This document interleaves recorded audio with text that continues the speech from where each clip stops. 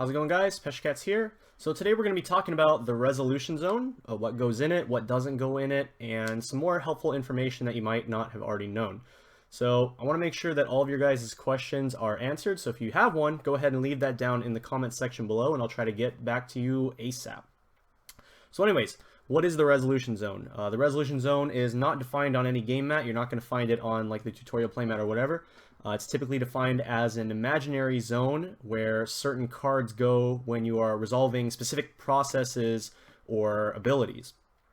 So knowing what goes in and what doesn't go into the resolution zone is actually very easy. There's only 4 things that go into the resolution zone, and you can remember those 4 things with a very, very simple acronym, which is a word that I'm sure we're all familiar with. And that word is DEBT. D-E-B-T stands for damage, events, brainstorms, and triggers. So we're going to take a look at each of those one by one and a little bit of detail on each one. Alright, so first up we have damage. So whenever a player takes damage, it doesn't go directly to the clock. It goes to the resolution zone first, so you can check to see if the damage actually sticks or not. If no climaxes are revealed, then the damage goes to your clock. If a climax is revealed, then the cards go from the resolution zone to the waiting room. Now, taking damage has a lower priority than refreshing the deck. So if you run out of cards in your deck at the same time that you would be finishing damage, the refresh will always happen first. For example, let's say I have 2 cards in my deck, I'm at 1-5, and I'm taking 2 damage. So first, we take a look at the damage, see if it would stick or not. So the 2 damage does end up sticking, but we run out of deck first, so we're going to refresh.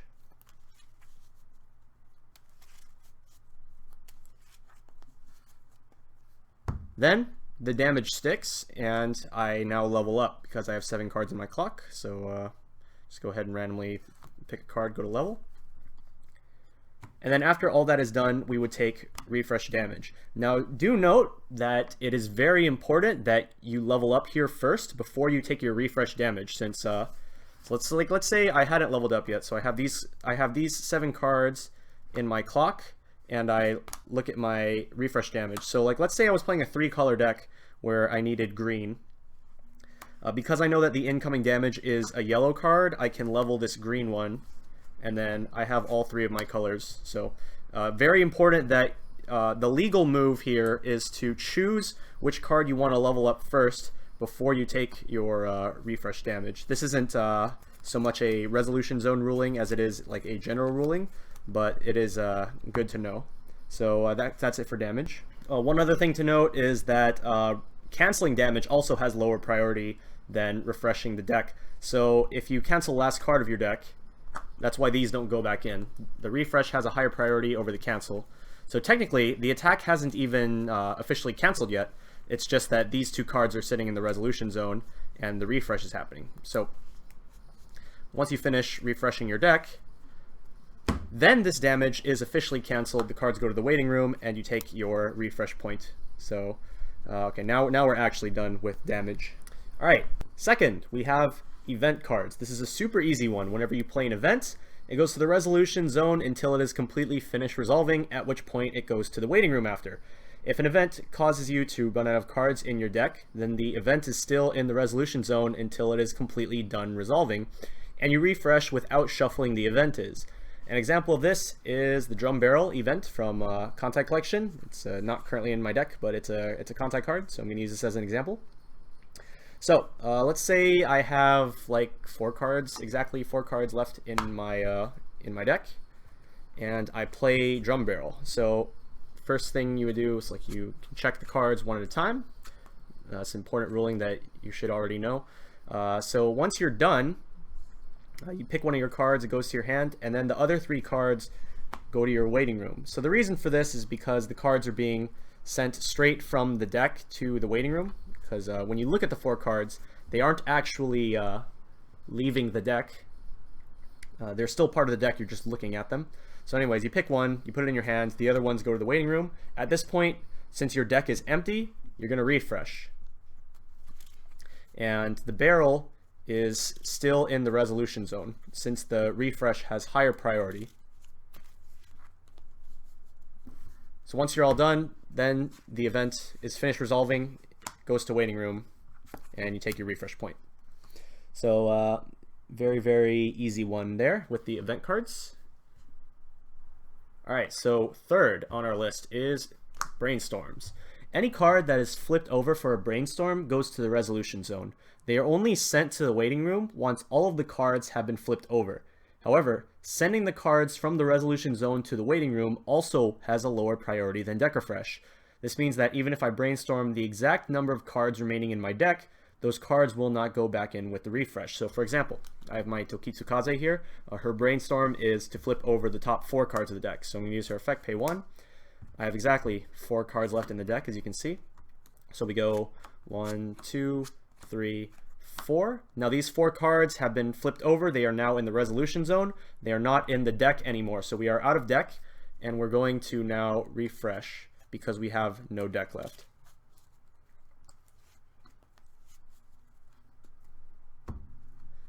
Now, at this point, these 4 flipped over cards go from the resolution zone to the waiting room. If I had revealed any climaxes or I have any other abilities to resolve with the brainstorm, then we go ahead and we do those at this point. And then once you're finished resolving all of those, then we take our refresh point. So a fairly common misconception is that cards with or effects like Ranko Kanzaki from Idolmaster Cinderella Girls are brainstorms, since the effect checks for how many climaxes are being milled.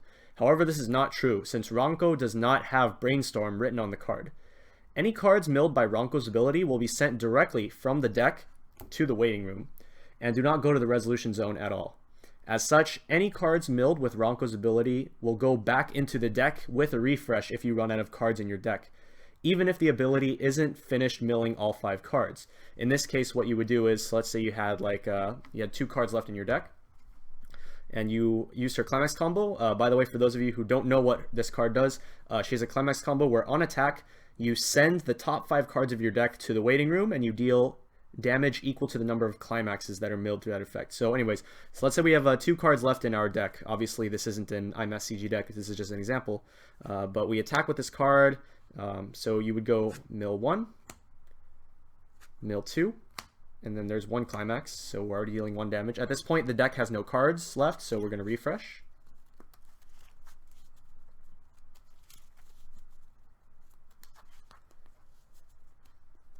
And then we finish milling, so we need to mill 3 more cards. So 3, there's another climax, 4, 5. So we would deal 2 damage, and then once the ability is completely done resolving, you take your refresh damage. So that's how effects like Ranko would work. They are not brainstorms, even if it seems like a brainstorm, since you're sending cards from the deck to the waiting room and counting how many climaxes are within those cards.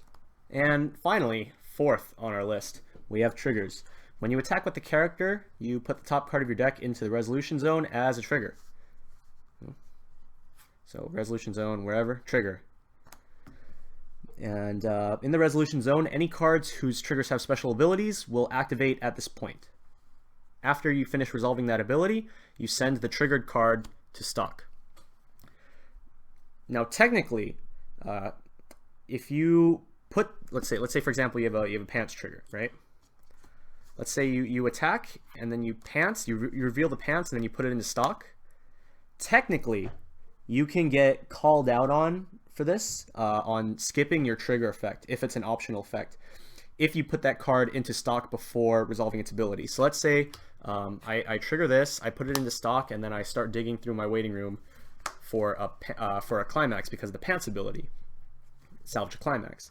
Technically, you can get called out on for this because the climax ability is supposed to resolve when it's in the resolution zone, which would be like, you know, here. So you turn the card sideways, you flip this over, and you're like pants. At this point, this would be when you're supposed to salvage your climax, not after putting it into stock. Now, technically, so you can get called out on this. Personally, I'm not the person that's going to call someone out on putting their climax into stock and then trying to use the ability. But somebody might do that. So you might want to get into the habit of resolving your trigger abilities before you put the trigger into stock. So like you just flip the top card over, and then if it's like a gate or something, then you look through your waiting room, grab a character, and then you put it into stock. Just get into that habit. So that concludes today's video on the resolution zone. Hope you guys enjoyed the video. Maybe you learned something, maybe you didn't. If you guys have any questions or comments, be sure to leave those down below the video in the comment section below, and I'll try to answer those as soon as I can. Thanks for watching, everybody. This has been Peshcats. Bye.